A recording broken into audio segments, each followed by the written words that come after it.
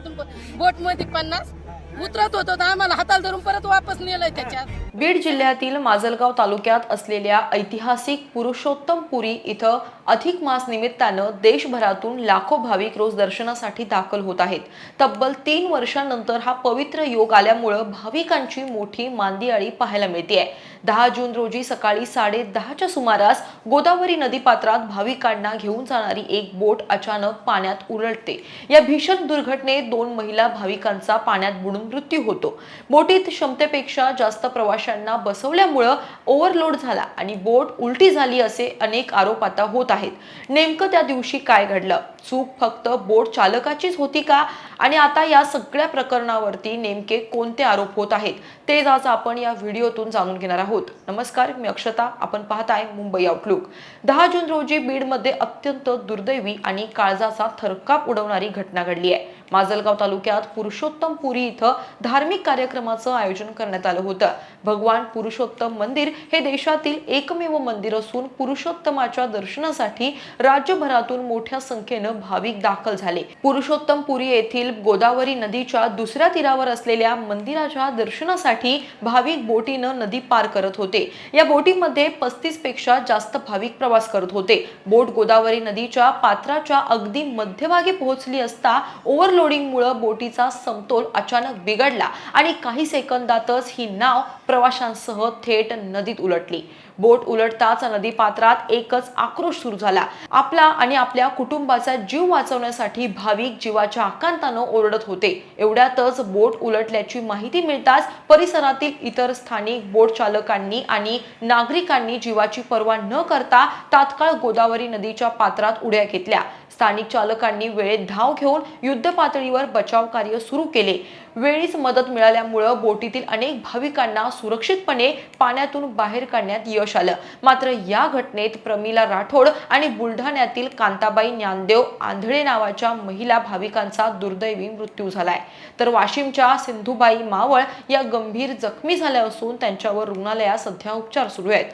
पुरुषोत्तमपुरी इथं गोदावरी नदीच्या दोन्ही बाजूंना 2 मंदिर आहेत। यापैकी एका मंदिरात जाण्यासाठी भाविकांकडे बोटीशिवाय दुसरा कोणताच पर्याय उपलब्ध नाही। याचाच गैरफायदा काही बोट चालक घेत असल्याचा आरोप प्रत्यक्षदर्शी महिला भाविक आणि इतर नागरिकांकडून आता केला जातोय।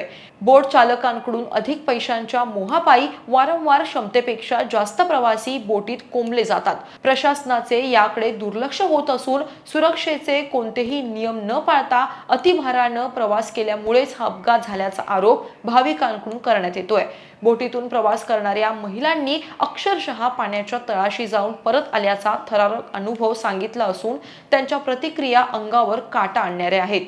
5 ते 6 ग्रुप होते। 10 ते 15 जण एका ग्रुपमध्ये होते। बोट चालवणाऱ्यानं 50 पेक्षा अधिक लोकांना बोटीत बसवलं। अनेक महिला बोटीतून उतरत होत्या, परंतु बोट चालकानं उतरू दिलं नाही। धमकी देऊन बळजबरीनं प्रवाशांना बोटीत बसवलं।